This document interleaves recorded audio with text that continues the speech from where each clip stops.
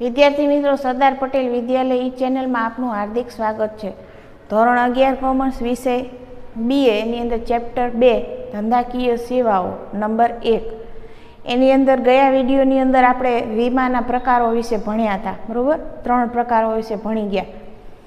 हवे आ विडियोनी अंदर आपणे वीमानुं खानगीकरण अने वीमा नियमन अने विकास सत्ता विषे भणवानुं छे। पहलाना समय में वीमो है ए सरकार हस्तक हतो, परंतु पाछळथी एनुं खानगीकरण करवामां आव्युं हतुं। जाहेर क्षेत्र अने खानगी क्षेत्र एम बे क्षेत्र होय छे। जे उद्योगों सरकारना हाथमां होय एने जाहेर क्षेत्र कहेवाय, जे उद्योगों नागरिकना हाथमां होय एने कयो क्षेत्र कहेवाय? खानगी क्षेत्र कहेवामां आवे छे। तो आपणे जोईए के भारतमां वीमानी शरूआत कया क्षेत्रथी थई हती? तो भारतमां वीमानी शरूआत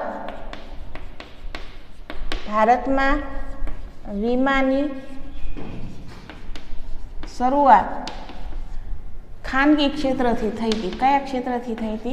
खानगी क्षेत्रथी।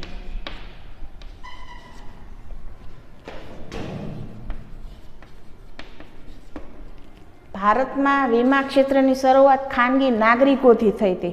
भारत में ब्रिटिश हुकूमतना कारणे घणी बधी विदेशी कंपनीओए पण भारत में वीमा कार्य की शुरुआत करी थी। भारत में आपने खबर है कि आपणो देश पहला गुलाम हतो अंग्रेजोनो, त्यारे ब्रिटिश हुकूमत हती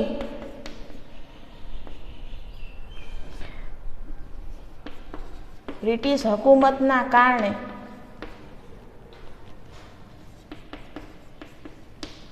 घणी बधी विदेशी कंपनीओ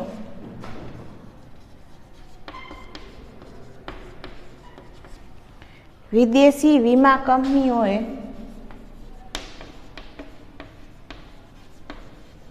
आपणा देशनी अंदर वीमा कार्यनी शरूआत करी थी।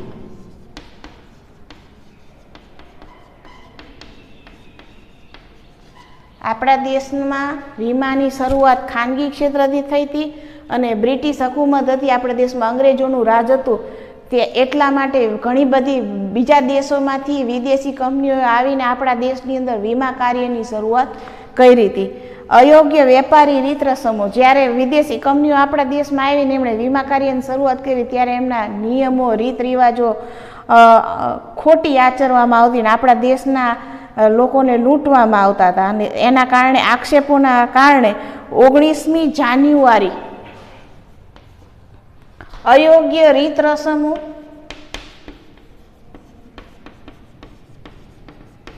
अने आक्षेपोना कारणे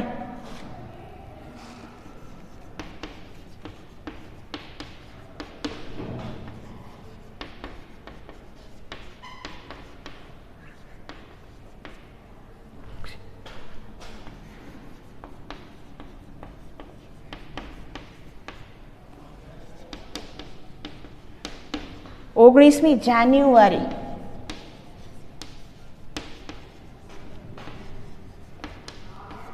1956 वटहुकम द्वारा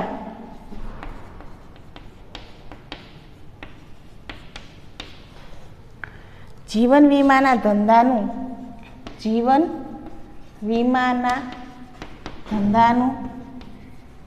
शुं करवामां आव्युं हतुं? राष्ट्रीयकरण करवामां आव्युं।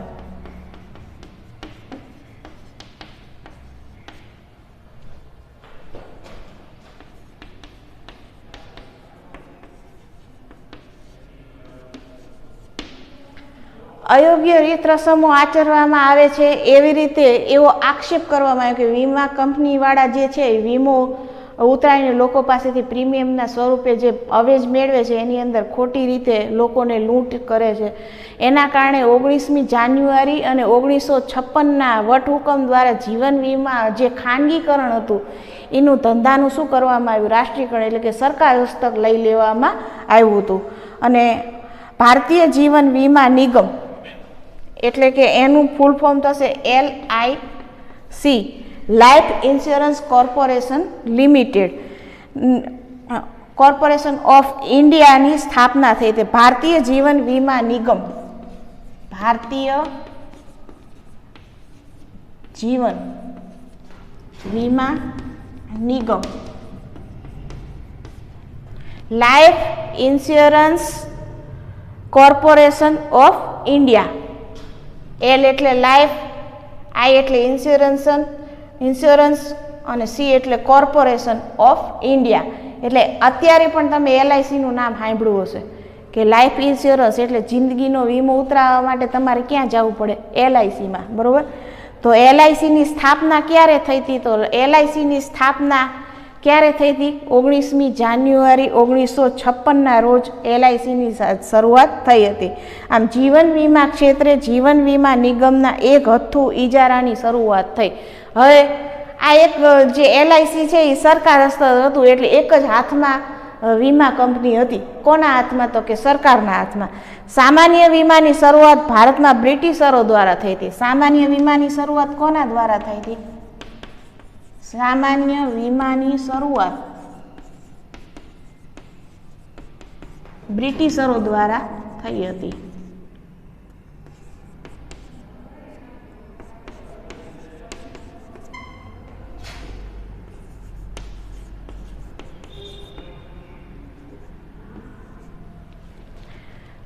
આપણે વીમાના બે પ્રકાર જોયા, જિંદગીનો વીમો અને સામાન્ય વીમો. એની અંદર જિંદગીના વીમાની શરૂઆત આપણા દેશમાં સરકારે 19મી જાન્યુઆરી 1956થી કરી અને સામાન્ય વીમાની શરૂઆત બ્રિટિશરો દ્વારા થઈ હતી.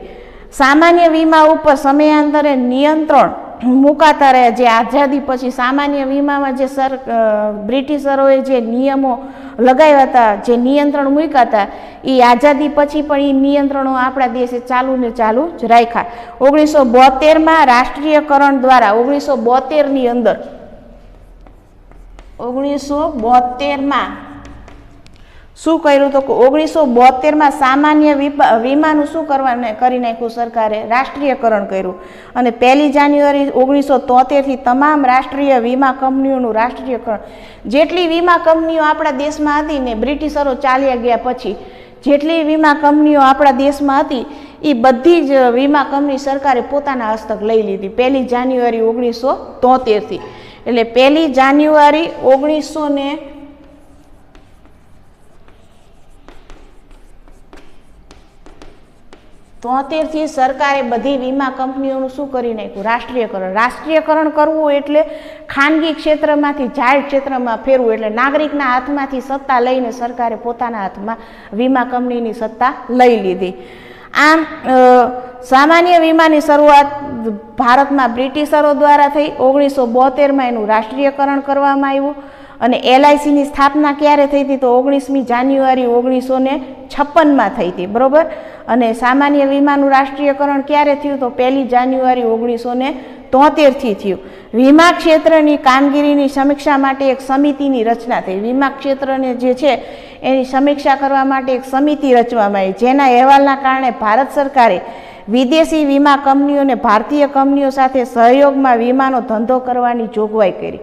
આપણા દેશમાં બ્રિટિશરો હતા ત્યારે જે વિદેશી વીમા કંપનીઓ હતી એ આપણા દેશમાં આવીને વીમાનું કામ કરતી હતી. એ કંપની આપણો દેશ આઝાદ થયો ત્યાર પછી આપણી સરકારે જે વિદેશી કંપનીઓ વીમા કંપનીઓ હતી એને આપણે આ દેશના વીમા કંપનીઓ જોડે જોડાવાનું કીધું. અને 1999માં વીમા નિયમન અને વિકાસ ધારો IRDAની સ્થાપના થઈ.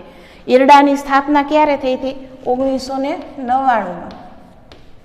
એક સમિતિની રચના થઈ અને એ સમિતિના કારણે 1999માં વિદેશી વીમા કંપનીઓ અને આપણા દેશની વીમા કંપનીઓ બે ભેગી થઈને જોડાઈને એક IRDAની સ્થાપના કરી. અને એ IRDAની સ્થાપના ક્યારે થઈ? 1999માં.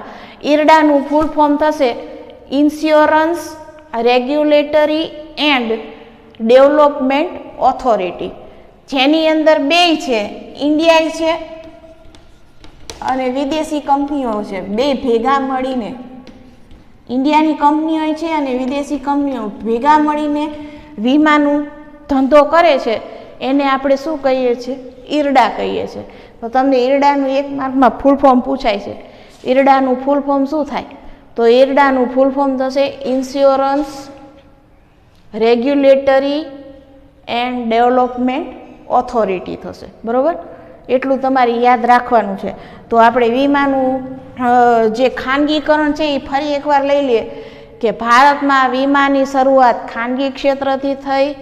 બ્રિટિશ હુકુમતના કારણે ઘણી બધી વિદેશી કંપનીઓ આપણા દેશમાં આવીને વીમા કાર્ય કરતી હતી અને તેમના ઉપર ખોટી રીત રસમો આચરવાના આક્ષેપોના કારણે તેનું રાષ્ટ્રીયકરણ કરવામાં આવ્યું 1 જાન્યુઆરી 1956થી.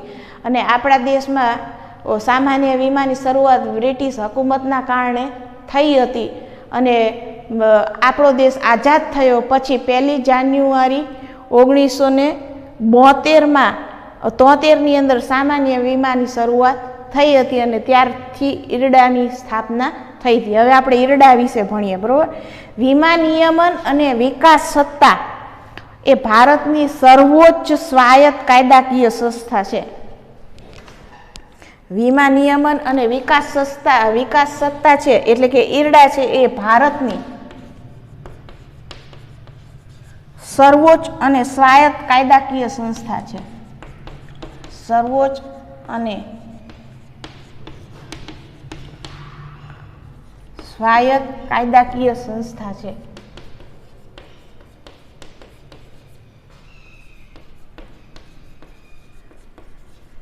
આ મોટી સંસ્થા છે ઈરડા કદાચ તમે નામ સાંભળ્યું હશે. ભારતની સર્વોચ્ચ અને સ્વાયત્ત કાયદાકીય સંસ્થા છે જે વીમા ક્ષેત્રના નિયમન અને વિકાસનું કાર્ય કરે છે. જે વીમા ક્ષેત્રના નિયમન અને વિકાસનું કાર્ય કરે છે.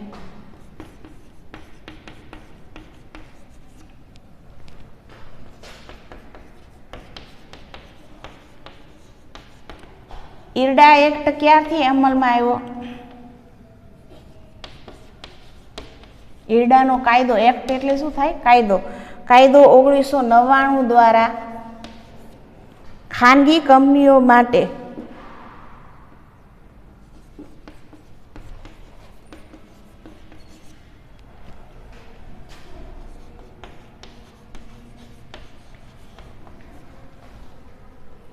માટે વીમા ક્ષેત્રના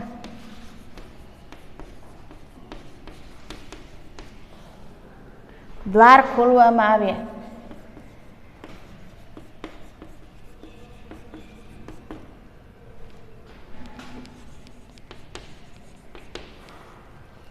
અને આવી ખાનગી કંપનીમાં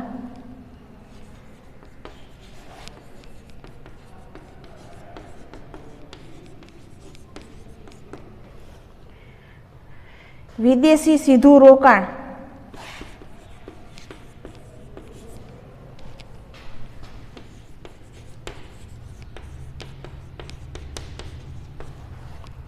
%26 સુધીની મર્યાદામાં કરી શકે.